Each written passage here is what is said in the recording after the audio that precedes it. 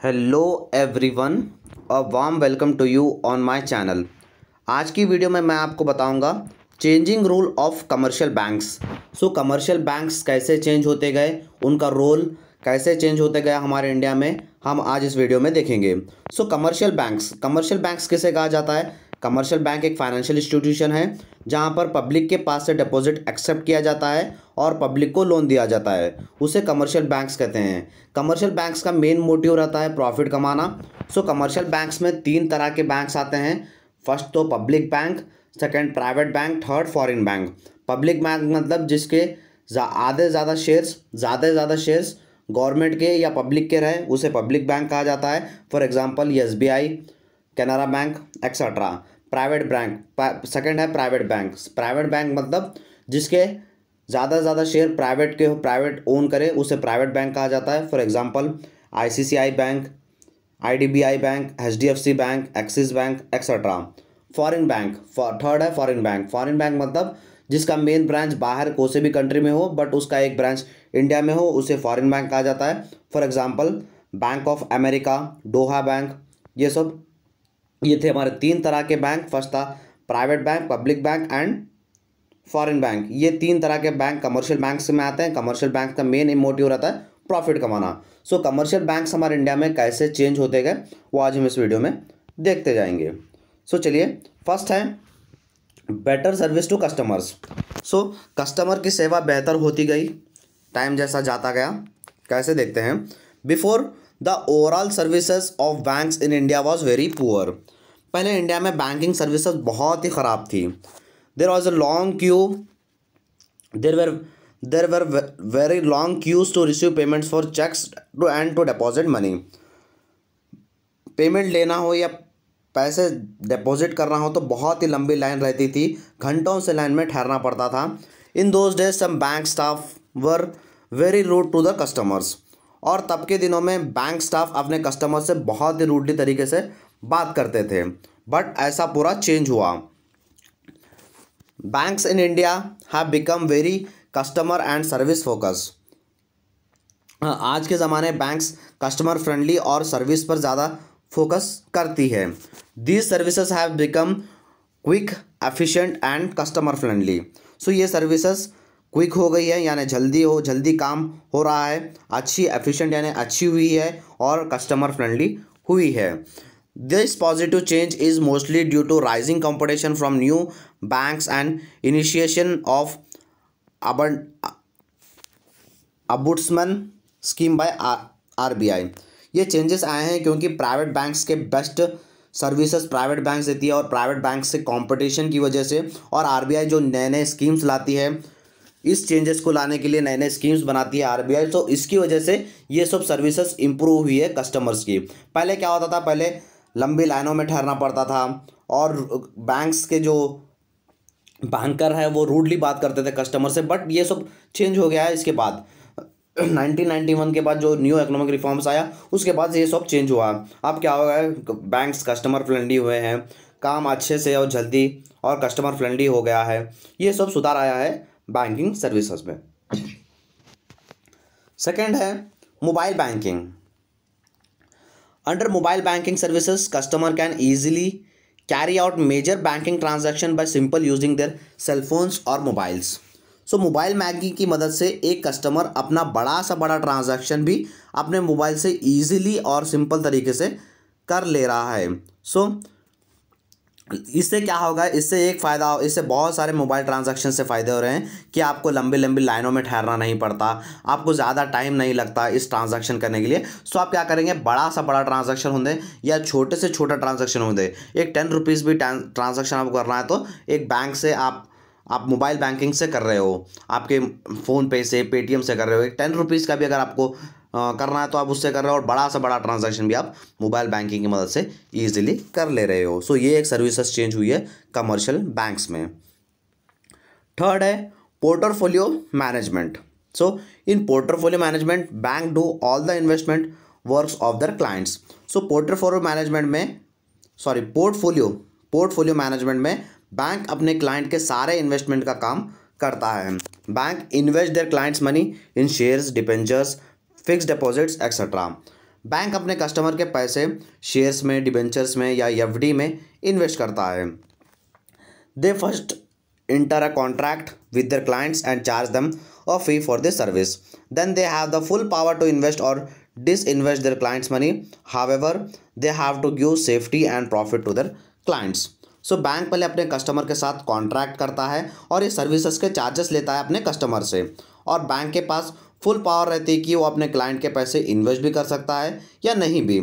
पर बैंक्स को अपने कस्टमर के पैसों की उसे सेफ्टी देना होता है और साथ ही साथ उसके प्रॉफिट भी बैंक को अपने कस्टमर को देना होता है। तो ये भी एक चेंजेस आया है बैंकिंग सर्विसेज में। फोर्थ है issue of electromagnetic cards.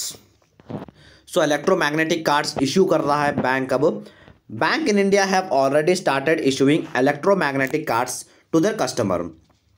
India में बैंक्स ऑलरेडी अपने कस्टमर्स को इलेक्ट्रोमैग्नेटिक कार्ड्स देना स्टार्ट कर दी है। अब जैसे नॉर्मली सबके पास कार्ड्स, इलेक्ट्रोमैग्नेटिक कार्ड्स अवेलेबल है। जैसे आप वीडियो देख रहे हैं, आपके पास भी एटीएम होगा, डेबिट कार्ड होगा, क्रेडिट कार्ड भी ऑलमोस्ट मिल ही गया होगा। तो ये कार्ड्स इंडिया में फैसिलिटी प्रोवाइड हो गई है सबके पास, ऑलमोस्ट ये सबके पास कार्ड्स है। This cards helps to carry out cashless transaction, make any online purchase, avail ATM facility, book और रेलवे टिकट एक्सेट्रा। सो ये कार्ड्स की मदद से आप कैशलेस ट्रांजैक्शन कर सकते हैं, मतलब आप विदाउट कैश बाहर घूम सकते हैं, आपको चोरी होने का डर नहीं है। ऑनलाइन परचेस कर सकते हैं, एटीएम का यूज़ कर सकते हैं और रेलवे टिकट बुक कर सकते हैं। इससे आपको बहुत सारी फैसिलिटीज़ मिल रही है। अब जैसे इलेक्ट्रोमैग्नेटिक्स के कार्ड्स के एग्जांपल्स है credit card, debit card, smart card and Kisan card. So ये एक सर्विसेज इंप्रूव हुई है बैंकिंग सर्विसेज में after the economic reforms 1991। Fifth is ATM, automated teller machine. So there are many advantages of ATM. ATM के बहुत ही सारे फायदे हैं। As a result many banks have opened up ATM centres to offer convenience to their customers. Almost सारे banks customers को ATM facilities provide कर रही है। नाउ बैंक्स और operating ATM centres not only in their branches but also eight public places like airports, railway station, hotels etcetera. अब आज के ज़माने में, अब नाउ मॉडर्न ज़माने में सिर्फ एटीएम उनके बैंक के ब्रांचेस में ही अवेलेबल नहीं है, बट सब बहुत सारे पब्लिक प्लेसेस में अवेलेबल है। जैसे एयरपोर्ट्स पे, रेलवे स्टेशन पे, होटल्स पे आपको एटीएम्स कहीं भी मिल जा सकते हैं और एटीएम की मदद से आप 24 आवर्स में कभी भी अपने पेमेंट निकाल सकते हैं। सो ये एक सर्विसेज बैंक आपको प्रोवाइड कर रही है। सिक्स्थ है internet banking. So internet banking is also called as e banking और नेट बैंकिंग। इंटरनेट बैंकिंग को ई बैंकिंग और नेट बैंकिंग भी कहा जाता है।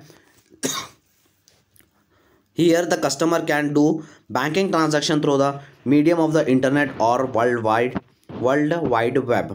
सो यहाँ पर एक कस्टमर बैंकिंग सर्विसेज से बैंकिंग ट्रांजैक्शन कर सकता है इंटरनेट की मदद से और www. यानी वर्ल्ड वाइड वेब की मदद से। The customer need not to visit the bank's branch. So एक ट्रांजैक्शन करने के लिए एक कस्टमर को बैंक जाने की ज़रूरत नहीं पड़ रही है। Through this facility, the customer can easily inquire about bank balance, transfer funds, request for a checkbook, etc. So facility की मदद से एक कस्टमर अपने बैंक की इंक्वायरी, बैंक बैलेंस की इंक्वायरी कर सक रहा है, फंड्स अपनी मनी ट्रांसफ़र कर सक रहा है और चेकबुक के लिए भी अप्लाई कर सक रहा है थ्रू इंटरनेट की मदद से। ये था सिक्स्थ जो सर्विसेज चेंज हुई है हमारे इंडिया में कमर्शियल बैंक्स की। सेवेंथ है encouragement to bank amalgamation. So amalgamation क्या है? अमलगमेशन मतलब बैंक अमलगमेशन मतलब इसमें दो बैंक्स आकर मिलती है। जो दो बैंक्स जो सर्विसेज एक ही प्रोवाइड कर रहे हैं, सो ये दोनों बैंक आके मिलते हैं, उसे अमलगमेशन कहते हैं। फॉर एग्जांपल आप बेसिक में ले लो, जो वोडाफोन आइडिया था, वोडाफोन आइडिया दोनों मिलकर वीआई बन गए, ये दोनों अमलगमेशन हो गए। वैसे ही बैंकों में होता है, बैंकों में भी बहुत बैंक अमलगमेशन हुए हैं, मिल गए हैं। जैसे कैनरा बैंक सिंडिकेट बैंक से मिला, इंडियन बैंक इलाहाबाद बैंक से मिला, सो इसे अमलगमेशन कहते हैं। Failure of banks is well protected with the facility of amalgamation. Amalgamation facility से बैंक फेल होने की चिंता नहीं रहती, बैंक फेल नहीं हो सकता क्योंकि दो बैंक्स मिल रहे हैं, दो बैंक्स मिलकर काम बढ़ाने की कोशिश कर रहे हैं, ये काम कम नहीं होता, अगर अमलगमेशन होगा तो काम बढ़ जाता और इनकी सर्विसेज भी बढ़ जाती है। So depositors need not to worry about the deposits.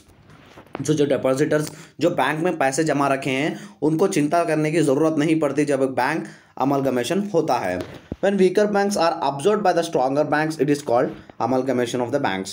So जब एक कमज़ोर बैंक या वीक बैंक स्ट्रॉन्ग बैंक से मर्ज होता है, मिलता है, तो उसे अमलगमेशन ऑफ बैंक्स कहते हैं। सो ये पहले के ज़माने में ये नहीं होता था, अमलगमेशन फैसिलिटी नहीं थी, बट अब के ज़माने में चल रहा है। जो दो कंपनीज या दो बैंक्स एक ही फील्ड में ऑपरेट कर रहे हैं, वो लोग मिल के कर रहे हैं, तो उनका भी प्रॉफिट होगा और कस्टमर्स का भी प्रॉफिट होगा।